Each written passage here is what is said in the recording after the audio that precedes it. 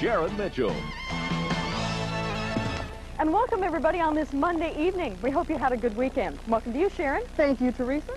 Sharon Mitchell is filling in for Craig Walker. Always glad to have Sharon. Oh, it's wonderful to be out here with you, of course. Well, thank you. You're welcome. Tonight we're going to begin our show by talking about video games. We probably all remember Pong. That was probably the first video game that you could play at home. But we have come a long way in the last 15 years since that game came out. Now there are high-tech graphics and greater challenges for the video game aficionado. Now, as you know, I am a big fan. I am a big to say fan. the least. I got a chance to go up to Redmond, Washington, where Nintendo of America is headquartered. And that's one company that's out to prove that video games aren't just for kids anymore.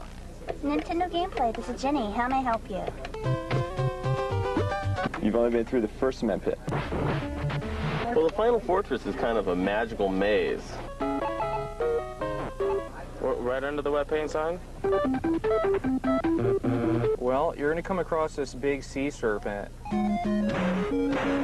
You'll get to a place where there's this big skull head guy. Looks kind of like something from Star Wars. If you're one of America's 65 million Mario-loving maniacs, you know the lingo. If not, you may be asking yourself, what are they talking about? They're talking strategy. They're talking warp zones. They're talking Nintendo, a video game phenomenon that's still going strong 6 years later. It's just like a culture. You know, again, Nintendo revitalized the video game industry, and once that started, it was like a snowball effect. There was just no stopping it. There are basically two types of Nintendoites, the calm, cool, collected type. Don't you just love the music?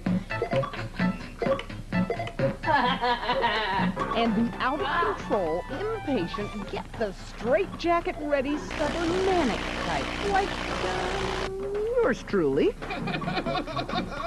No! What is it about these games that reduce men, women, children, even this intelligent Good Evening reporter to guttural noisemakers, babbling incoherently and carrying on conversations with absolutely nobody for hours on end? Give me something that I can use. It's fun.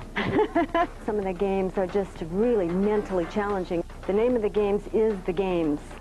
As if 400 games aren't enough to keep Nintendo on the top of the heap, there's a monthly magazine with game-winning tips, a Game Boy you can play anywhere, and a telephone hotline that started out with 4 game counselors back in 1986.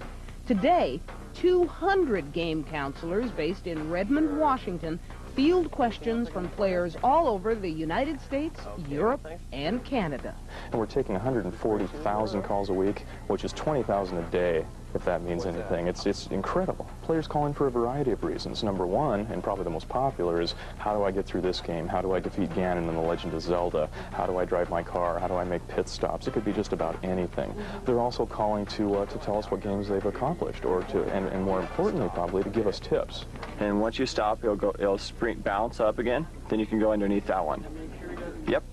The counselors aren't necessarily Nintendo know-it-alls, but with 4 weeks training and all the answers right at their fingertips, they're ready to handle the phones. Well, first, of course, you can only go to the right. Correct? But these game counselors have something that any game-playing fan would give his NES advantage for, a job where it pays to play video games all day long. And check out Nintendo's newest offering, the Super Famicom system with 3D graphics. The only hitch, the new system isn't compatible with the old. But that doesn't seem to bother the game counselors. They're already playing the new games. It's just a great place. Would you like a job? I need a new assistant. I could do that. I really could do that. I could do that. Some people will say anything to get a crack at playing the new games on the new system. But as long as there are new games to play, old games to master, a princess to rescue, a world to save, the video game craze will be more than a fad. It will be an adventure. Oh, no.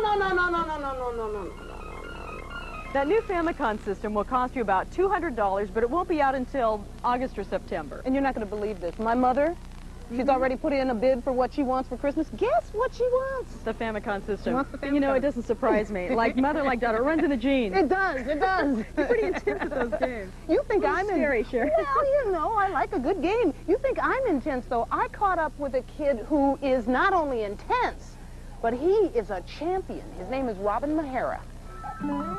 Robin is a video game pro. He's been matching his wits against various video foes for 5 years and has a world championship trophy to show for his Nintendo game-playing expertise. I'm good at them, and I like to play them. And I like playing games that take me a long time to pass, because most games I pass in a couple days. Robin says he's no Nintendo nut.